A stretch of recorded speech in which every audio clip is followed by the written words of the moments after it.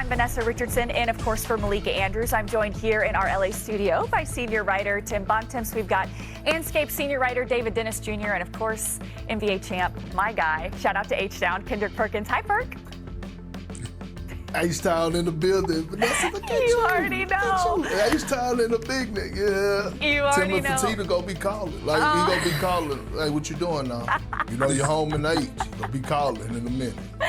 You're the best, Perk. All right, and as everybody knows, it may be July, but the NBA doesn't sleep. So let's get to one of the biggest questions left, and that is, what on earth is going on in the Bay? The Warriors made that big move at the 2025 trade deadline, acquiring Jimmy Butler. It paid off immediately. The Warriors went 22-5 down the stretch with Butler and Curry in the lineup. And yeah, it carried over to round one. As Perk and I both know, the Warriors took down the second-seeded Rockets in a hard-fought 7-game series. But the run ended in round two when Curry's game one hamstring knocked him out for the rest of the series. And the Warriors have followed that up by making zero acquisitions with NBA experience this offseason. All other NBA teams have made at least a move now 3.5 weeks into free agency.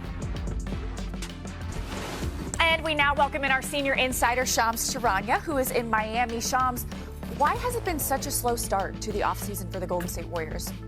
Vanessa, the Warriors' entire offseason has been essentially on pause for one player, and that's the restricted free agent Jonathan Kuminga. And they have wanted to figure out his situation before making their other offseason moves. And so I saw Jonathan Kuminga this morning at a workout in Miami. He's in good spirits. He had a good workout.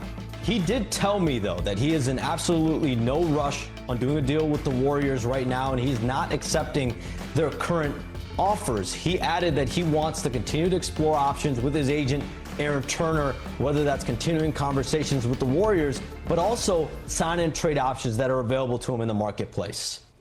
Okay, Shams, so you use the term options. What do those other options for Jonathan Kuminga look like? I'm told the Phoenix Suns and the Sacramento Kings are two teams that have made concrete offers with the Warriors over the last week or so. They're two of the more aggressive teams with Kuminga, and they're also offering him an opportunity for significant minutes, a starting caliber role in their lineup, and those are two things that he wants more than anything. So where this is at, Vanessa, is the Warriors do not want anything, though, that is available to them, is being offered to them in sign and trades. And on the other hand, with Jonathan Kuminga, he is not ready to move forward with taking any of the Warriors' current offers. He's not in a hurry to do a deal there yet. And so 24 days into the offseason, it's a staring contest between these two sides that could continue much longer than just this month. And so we're nearing August and still no Warriors move so far this offseason. Great info for sure. Thank you, Shams.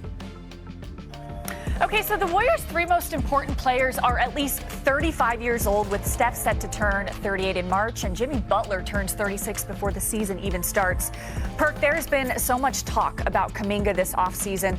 When he is given an actual opportunity, what does he bring to the table? He brings a lot. I mean, they drafted him number 7 overall in the lottery, in 2021, and he's gotten better every single season.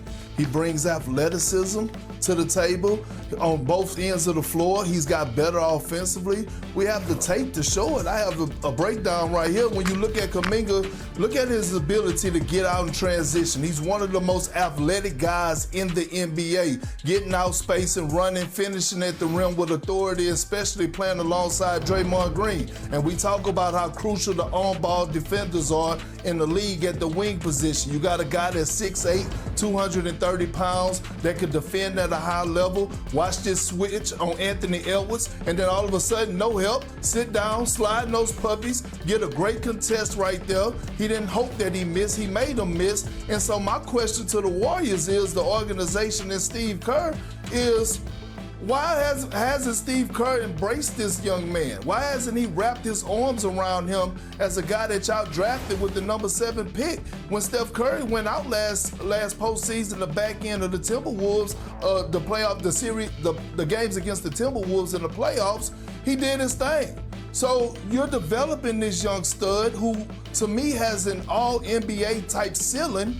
What is the problem? Every coach that I've seen, all-time greats, have adjusted. Whether that was Greg Popovich, whether that was, Rick Carlisle, they all made adjustments to this new era and these new guys in the NBA. That's what the Warriors need to do. They need to value this young man because he's elite. He has an elite upside. Well, it's not that the Warriors don't value Jonathan Kuminga, right? Obviously, if they didn't value him, they would have just gotten rid of him this offseason and in whatever sign and trade they could do. The problem that the Warriors have with Jonathan Kuminga, that Jonathan Kuminga has with the Warriors, is that it's just a very awkward fit. As we saw in that clip, or in those numbers there, Jonathan Kuminga put up big numbers with Steph Curry out of the lineup.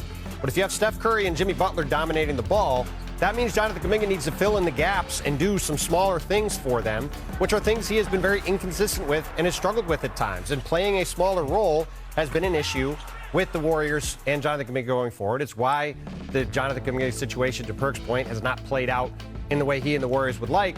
But at the same time, we're also looking at a restricted free agent market where there is no salary cap space available, so sign and trades are hard.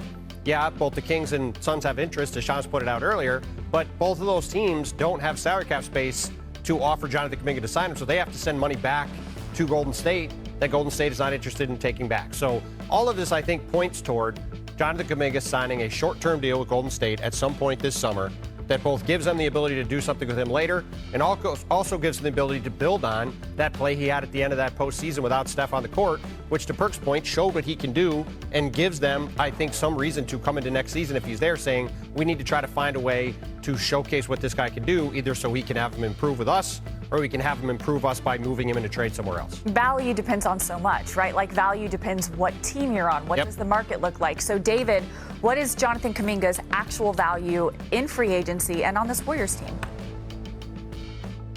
Well, that's the tricky thing, right? I mean, for the Warriors, I think that they have to figure this Jonathan Kuminga thing out, because that is the difference between being sort of in the middle of this, log jam at the bottom of the Western Conference or being an actual contender. Like, I think that they have, the zero moves is alarming for some people, but Anthony Melton's probably coming. 3 and 4? Al I do. Horford's probably coming. And then you have the idea that Kuminga is going to, you cannot have a gaping hole of Jonathan Kuminga not being on this team or whatever they're trying to get back from him. The problem is, as Tim has alluded to, this team was 0-7 in the playoffs when he played more than 20 minutes. What his value is to the Golden State Warriors is that they need a guy who can fill in those gaps, who can get those rebounds, who can play defense, who can fill in different positions. He has not quite been able to do that, and part of that is Steve Kerr, as Perk said, has been pulling the plug on Kuminga a little bit too early and not allowing him to fit into that. So the mix has been really kind of a mess, and Steve Kerr really has to take on the leadership and say, how can I figure out this Kuminga situation this year? Because, again, he is the difference between giving a little bit of more room in this window for the Warriors this season and this thing being another early exit for him. Well, speaking of the Warriors championships, we always, with dynasties, talk about windows, right? So, Kendrick Perkins, is their championship window still open? It's still open. I believe it's still there. Anytime you have Steph Curry, you have Jimmy Butler. We saw how they elevated their game last postseason before the injuries happened. And Draymond Green, he still has the ability to be, a great defender and anchor that defense. I love what I saw out of Podziemski last postseason. I thought towards the end of the season in the postseason, he started to grow. But again, this Jonathan Kuminga space, this Jonathan Kuminga situation, you need a guy like this. You need athleticism at the wing position. When you look at the top two teams, in my eyes, in the Western Conference, you're looking at Oklahoma City Thunder. Obviously, they just won the NBA championship. And then you're looking at the Houston Rockets. They keep loading up on the wing position. I ain't talking about Buffalo Wild Wings. I'm talking about bodies. That's how important it is, the athleticism. It's the most important position in the damn NBA, and they have a guy in Jonathan Kuminga, as David just alluded to, that could move the needle for them to take them over the hump if they just embrace him.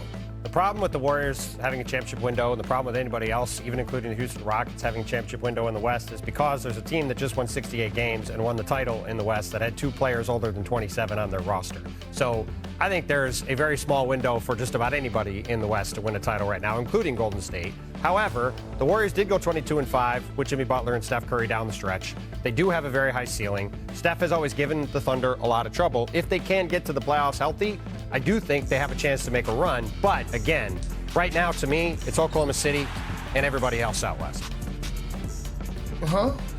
Yeah, that window is closing very fast, but there's two little light-skinned hands right there on the window pane keeping it open. And that's Steph Curry, the fact that this dude is still a top 5 player in this league. And you got to remember, as you said at the very beginning, he is one hamstring injury away possibly from being in that conference finals against that Thunder team. I am not going to be doing anything that counts this dude out, but the Warriors need to figure some of these things out in the margins to make it as possible as they can for him to end his career making a few playoff runs. One other real quick thing to add. At some point this offseason, whenever the Jonathan Kuminga thing gets sorted out, I think it's very likely Al Horford winds up with the Golden State Warriors. He will help them an awful lot whenever that move gets done, assuming everything gets cleared up with Jonathan Kuminga. My guy Perk looked confused by DDJ's point. Perk, do you disagree? Vanessa, let's go to commercial because David just said that Steph Curry is still. David just said that Steph Curry still is a top 5 player in the NBA, and Tim said it's Oklahoma City and everybody else. Like the Rockets just didn't get Kevin Durant. They finished second in the Western Conference last year. Oh, I think the Rockets without Kevin Durant, and now the Rockets have extension decision. The 4-time scoring champ has only 1 year left on his deal. He's eligible to sign a 2-year, $118 million extension.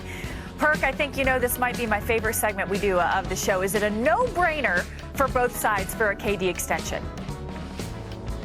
Absolutely. This is not Avis car rental. This is him. Rockets going to the dealership and buying a car. They're committed to Kevin Durant, or should be, and Kevin Durant is committed to the Rockets. He's on record saying his next destination before he left the Phoenix Suns wanted to be his last destination. I believe Kevin Durant will retire as a Rocket. They will get the extension done. All right, let's head to your neck of the woods, DDJ, because Trae Young is eligible to sign a 4-year, $222 million extension with the Hawks. Is Young worth the max? This is one of the more complicated moves of the offseason. On one side, you have Atlanta, who does not get superstars that often. Is the biggest stars is Dominique Wilkins. Then you have Trae Young, who we don't know what his value is if he does become a free agent. The Hawks have some implications about the other guys they want to sign, the Ricochet and those guys coming up later. I think they do get something figured out. I'm not sure if it's going to be exactly at that max number, but both parties want to get these things worked out. A few months ago, it was more touch and go, but I think there's a real contendership and real compatibility there. Same money, different situation for De'Aaron Fox in San Antonio. Seemed like he was going to be Wemby's long-term running mate when the Spurs dealt for him. But Tim, has anything changed after the Spurs drafted Dylan Harper? No, I don't think so. When the Spurs made this deal, De'Aaron Fox is eligible for an extension, I believe, on August 3rd. I would expect that De'Aaron Fox will get an extension done with San Antonio. That being said, Vanessa, I am very curious about the long-term fit of De'Aaron Fox, Dylan Harper, and Stephon Castle. All 3 guys that are not great shooters. Will be interesting to see how San Antonio tries to incorporate all those guys. Last up, Luka, right here in L.A. We all know the Lakers want him to be the face of the franchise moving forward, but Perk, should Luka want to spend the prime of his career in the purple and gold jersey? You're damn right. We're talking about one of the most historic franchises in sports. Luka Doncic in LA, the marketing opportunity that he's going to get. Right now, we're witnessing Luka in the front office be on the same page. He's engaged. He's recruiting players. This is the perfect fit for Luka. The stage is set. This is Hollywood, baby. Several other stars are extension eligible this offseason, including a pair of key Knicks. Mikal Bridges is eligible for a 4-year, $156 million extension. Just 1 year left on that deal. And Cat has a couple years left, but he can extend for another 3 years if he declines that player option. So let's stick with the New York Knicks because my friend Tim here covers them heavily. The Knicks made some really aggressive moves. They got Cat, they got Bridges, but are they going to pony up the cash to keep them around? We'll see what happens with the Knicks this summer. They're in an interesting spot, as you mentioned. Mikal Bridges, 1 year left on his deal for about $24 million.